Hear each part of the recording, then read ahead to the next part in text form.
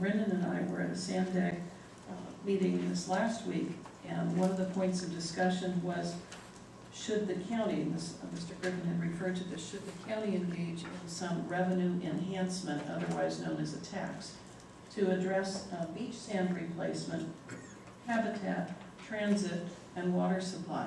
And I think what we concluded is that, I believe the comment was a half-cent sales tax reaps $250 million this year. That's countywide.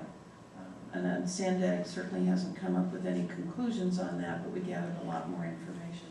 I am glad that you pointed out our gratitude to Congressman Filner and Senator Boxer for the monies that I think Congressman Filner would rather have them called appropriations than earmarks, but the appropriations that he pulled forward for us did allow us to get pretty close to those the studies being done for around safe walkways to schools. Just to alert the council that Deputy Mayor Brendan and I are going through with staff 10 projects that we'll bring to the council hopefully by the end of February to give to Congressman Filner and to Senator Boxer, and these will be in accordance with the priorities that the council set. Hoping again that as the federal government starts looking at projects, they'll look at the kinds of projects that we're talking about here this evening. We do have before us a review of a resolution and trying to stay to workshops being within 2 hours. Mr. Ramirez, question or comment? Yeah. Well, one just on the end, at the end of your presentation there on possible funding, you didn't mention tax increment. Is that not another possibility for funding? That's a possibility. I mean, it's you know, in a redevelopment area, obviously that comes in, and so hopefully we get some redevelopment, we get some tax increment, and we plow that back into that redevelopment area in terms of the infrastructure. Yeah, I mean, I think people want to hear that. I think that's, I mean, especially in a redevelopment area where, you know, projects are sometimes, you know, difficult and so forth. People want to understand what the benefit back to the community will be, and if we can, you know, make the case that it's going to bring us the tax increment, and then the tax increment will be used for this infrastructure, you know, it helps. But, yeah, and that, you know, the idea of what the size of your redevelopment area is obviously unfortunately a lot of our missing improvement doesn't lie within a redevelopment area.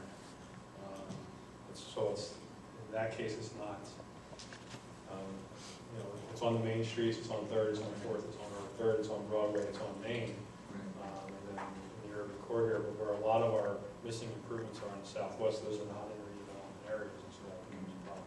Yeah, well, I'm thinking that yeah, I understand that part of it, but I'm thinking, you know, just I guess to get into some general comments here and maybe some other small questions, that really you want to look, I would think you would want to look at the sorts of, you know, where everything kind of overlaps, you know, where you have those pedestrian corridors, let's say, where you have, you know, the grant money available, where you can do some undergrounding at the same time, and where maybe you have tax increment money available, and identify those up front as the sort of the low-lying fruit, you know, the projects that should go first.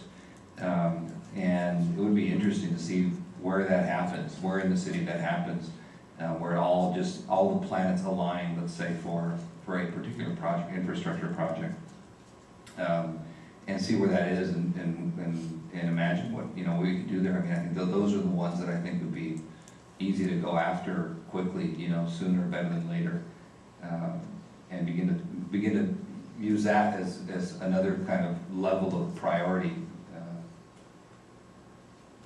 But I mean, I think that's where the magic is, you know, in these sorts of projects, where you just get a lot of, you know, a big bang for your buck. So let me go through just a couple of notes that I made. Yeah, so that's on the kind of how everything kind of comes together.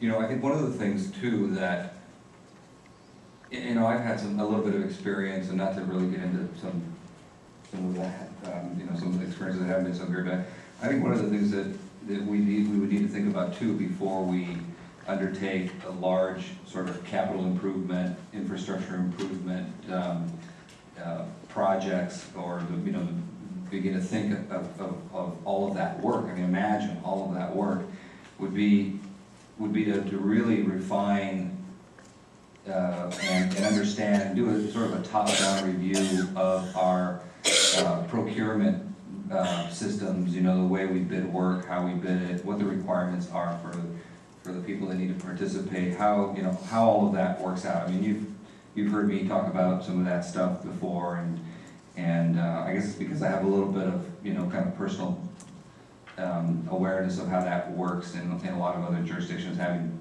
done public contracting work myself. Don't really know what it's like in Chula Vista, frankly, because I don't bid work in Chula Vista, but it would be interesting to do that kind of a review. I think something would be necessary to do up front if you're projecting doing a lot of that kind of work. And that would be the kind of thing that you have to do early on so that you were ready for it. I mean, assuming there's a lot of other things happen first, right? The funding comes in, everything else happens, but I think that's just kind of one of the basic things that you'd have to get to. Well, the name of the game is good plans. You design good plans, you get good bids, you get bidders keep coming back. The one thing that contractors don't like is, even though they can try and change order you, they don't like plans that are poorly designed, because that creates issues for them, not just on the job they're on, but any other jobs they might be wanting to work on. So our number one goal within our design section, our inspection sections, and public works and engineering and general services, to design really good plans. And plans that we're putting on the street are as good as any engineering firm out there. So that when someone bids our drawings, they know what they're bidding is what they're building. That's absolutely true. I think specifications too are, apart from the plans, I mean, I think you probably mean both, but those specifications are so important, and really being able to clearly communicate what those expectations are, especially when you're going to be working in built environments, that's, especially important. But anyway, so that, on the pavement management system, just to give you a little bit of feedback on that, I think it's a great system. I mean, I voted for it. I think it's something that we need to do. I think it's the smart thing to do. The only thing really I've been kind of disappointed in is that it's not really out there in the community. I mean, I mention it as often as I can in some of my public office hours when we get groups of people together, and people talk about, the streets or something. I bring it up and I try to explain it as best I can, but I don't know that we've done a very good job of really getting it out there so that people really understand it and know it. And I mean the fact that we're just calling it, a pavement management system instead of, I don't know, something that would help us say, market it better, like smart pavement or something like that we could come up. I don't know, we just haven't done a very good job of, I think, getting it out there, and I think we could do better of that, better work, Well, for a while better job doing we that. had the Scott, Dave, and Jack tour going around, where we were going to Kiwanis and Rotary and different groups and making the Chamber of Commerce in the Southwest, and we went and made presentations, but honestly, it's been a while since we've done that, so. Yeah, I think we could do that, and I don't know what we could do, but I'm sure there's lots of that kind of stuff that we could But do. marketing's actually a good idea. Yeah. The grant writing was something that was trouble, because I know we was talked a lot about that we lost an important person.